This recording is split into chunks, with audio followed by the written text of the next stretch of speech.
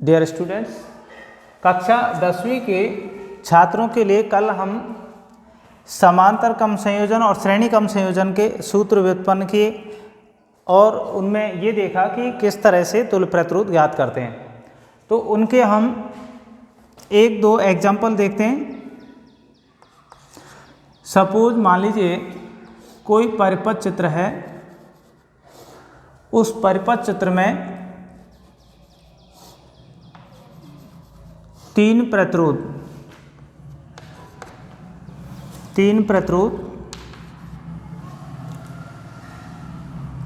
4 ओम 6 ओम और 8 ओम के तीन प्रतिरोध श्रेणी क्रम में जुड़े हुए हैं। इनका तुल्य प्रतिरोध ज्ञात करने के लिए R बराबर R1 plus R2 plus R3 सूत्र में मान रखते हैं 4 प्लस 6 प्लस 8। तो उस परिपथ का तुल्य प्रतिरोध आता है 18 ओम। ये परिपथ का तुल्य प्रतिरोध आता है। इसी प्रकार एग्जाम्पल के लिए हम समांतर क्रम संयोजन के परिपथ चित्र देखते हैं, उसके आंकिक प्रश्न देखते हैं। सपोज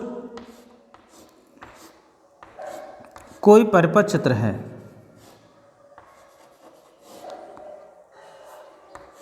उस परिपथ चित्र में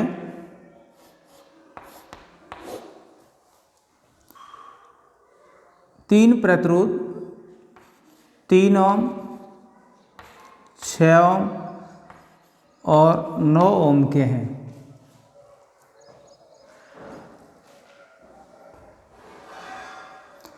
इन तीनों प्रतिरोधों को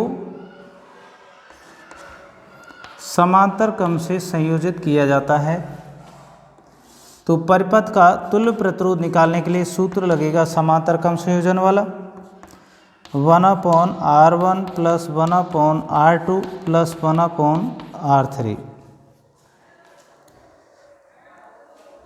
समांतर क्रम संयोजन के इस सूत्र में मान रखने पर 1/3 प्लस 1/6 प्लस 1/9।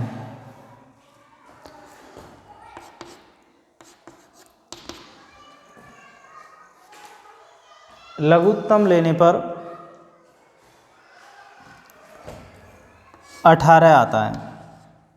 18 में 3 का भी जाता है, 6 का भी जाता है और 9 का भी जाता है। 18 में 3 का भाग देते हैं, 6 बार जाता है। 6 गुणा 1 करते हैं तो 6 आता है। 6 का भाग 18 में देने पर 3 बार जाता है और 3 गुणा 1 करते हैं तो 3 आता है। प्लस 9 का भाग 18 में देने पर 2 बार और 2 गुणा 1 करते हैं तो 2 आता है। इस प्रकार से 11/18। तो R का मान निकल के आता है 18/11 बराबर 11 में 11 का भाग 18 में देने पर 1 दशमलव बचते हैं 7 और 11 6 66।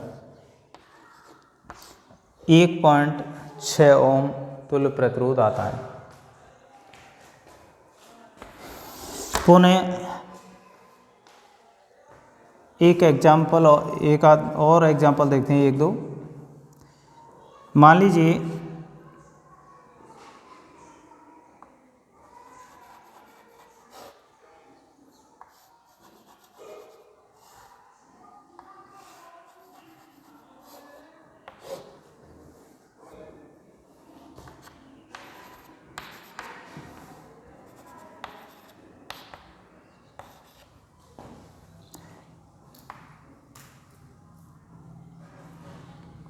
दो ओम और ये 2 ओम।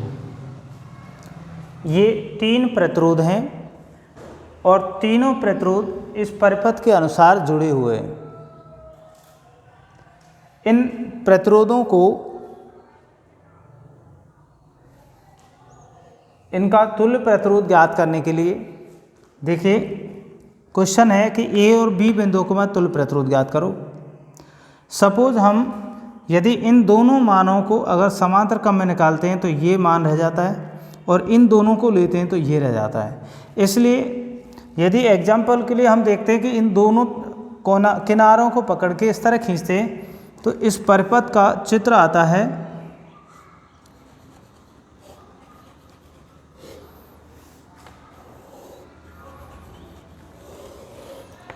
ये परिपथ चित्र इस प्रकार का बन जाता है।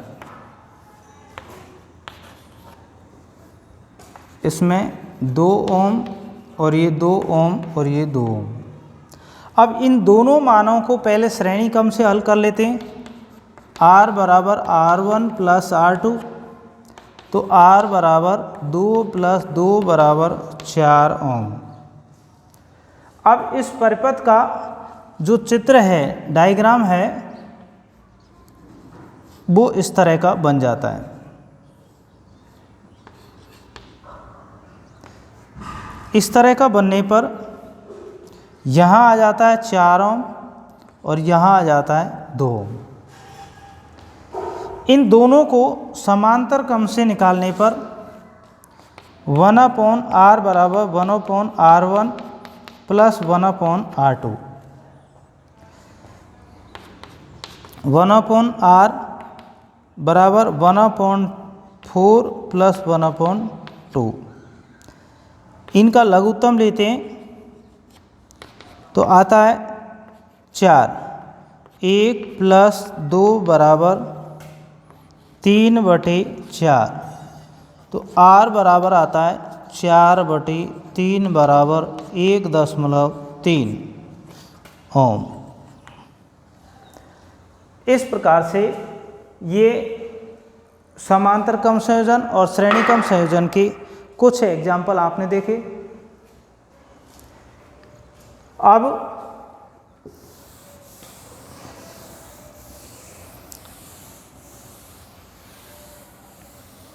इसी में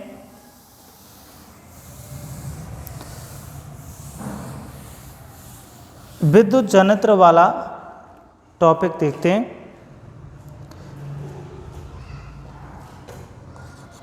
विद्युत जनित्र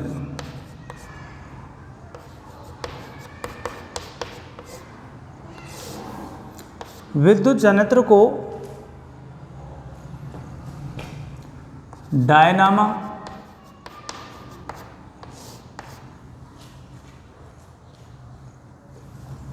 या जनरेटर भी कहते हैं। विद्युत जनित्र की परिभाषा है वह उपकरण या युक्ति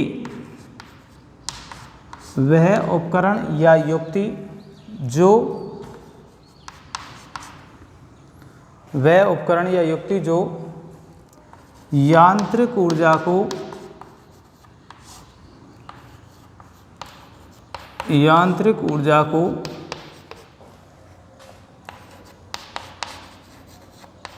विद्युत ऊर्जा में यांत्रिक ऊर्जा को विद्युत ऊर्जा में परिवर्तित कर देता है। यांत्रिक ऊर्जा को विद्युत ऊर्जा में परिवर्तित कर देता है। विद्युत जनित्र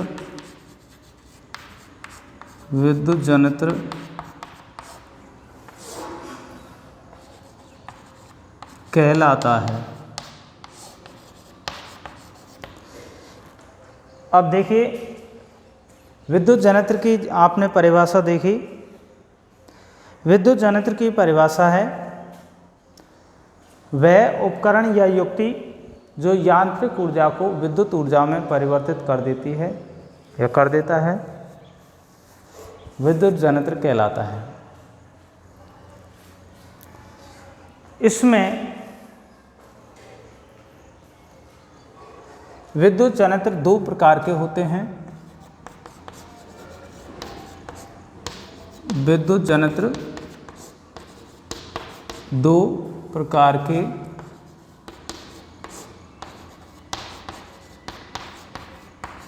होते हैं। नंबर 1 प्रत्यावर्ती धारा जनित्र और नंबर 2 है दिष्ट धारा जनित्र। थोड़ी सी इम्पोर्टेंट एक बात और इसमें बतानी है कि विद्युत जनित्र किस सिद्धांत पर कार्य करता है। तो विद्युत जनित्र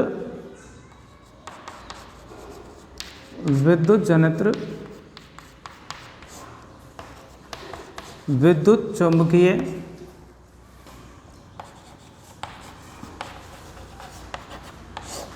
प्रेरण के सिद्धांत पर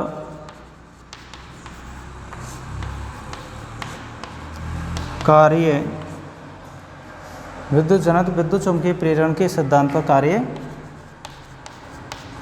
करता है।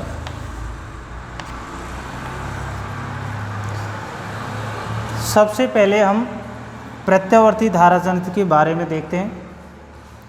यहाँ प्रत्यावर्ती धारा जनित्र में जैसे ही कोई शक्तिशाली चुंबकीय क्षेत्र के मध्य आर्मेचर ABCD घूमता है तो इसमें प्रत्यावर्ती विद्युत धारा प्राप्त होती है। प्रत्यावर्ती विद्युत धारा जनित्र की बनावट किस प्रकार की है तो देखिए, प्रत्यावर्ती धारा जनित्र में एक आयताकार तांबे के तारों की कुंडली होती है।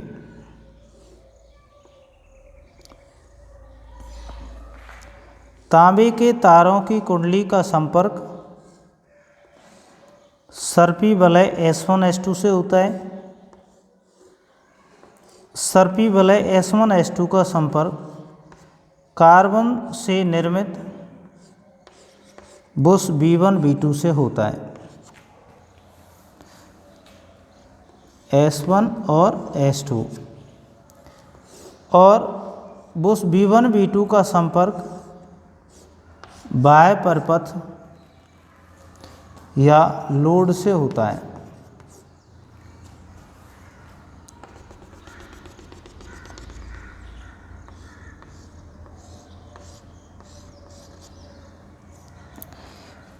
इसे ABCD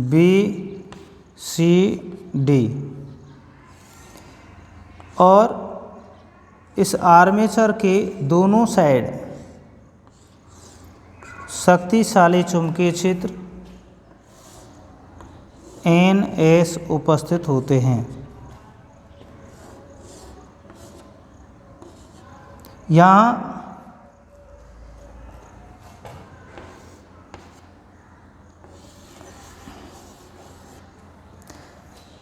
इस पूरे परिपथ में पूरे विद्युत जनित्र के प्रत्यावर्ती विद्युत जनित्र के नामांकित चित्र को देखिए।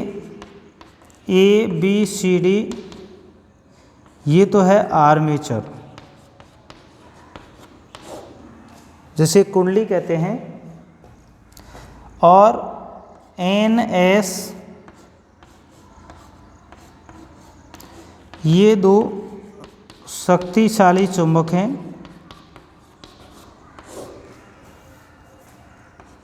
शक्तिशाली चुंबक और B1 B2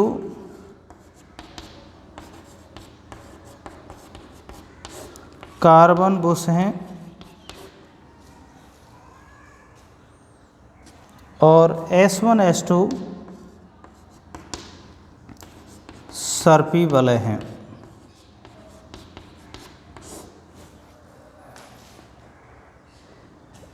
अब प्रत्यावर्ती धारा जनित्र की हम बनावट देखें, और यदि एग्जाम में इस तरह का प्रश्न आता है कि बनावट समझाइए, तो हम लिख सकते हैं कि ABCD तांबे के तारों की कुंडली होती है, उसके दोनों ओर शक्तिशाली चुंबकीय क्षेत्र N और S लगे होते हैं। आर्मेचर ABCD का संबंध सर्पी वलय S1 S2 से होता है, और सर्पी वलय S1 S2 का संबंध कार्बन बुश B1 B2 से होता है। जैसे विद्युत धारा कार्बन बुश B1 B2 से बाह्य परपथ या लोड में पहुंचती है, तो उससे विद्युत धारा प्राप्त कर ली जाती है। इस आर्मेचर का संबंध किसी यांत्रिक ऊर्जा के स्रोत से होता है। इसके लिए यहाँ सॉफ्ट लगा होता है रॉड लोहे की, जिस पर फैन बेल्ट चढ़ी होती है और उसको घुमाया जाता है। जितनी ज़्यादा बार ये कुंडली इन चुंबकीय क्षेत्रों के मध्य घूमेगी, उतने ही तीव्र मान की विद्युत धारा प्राप्त होगी। इस प्रकार से विद्युत जनित्र की, प्रत्यावर्ती विद्युत जनित्र की कार्यप्रणाली हम कल देखते हैं। Okay, same time.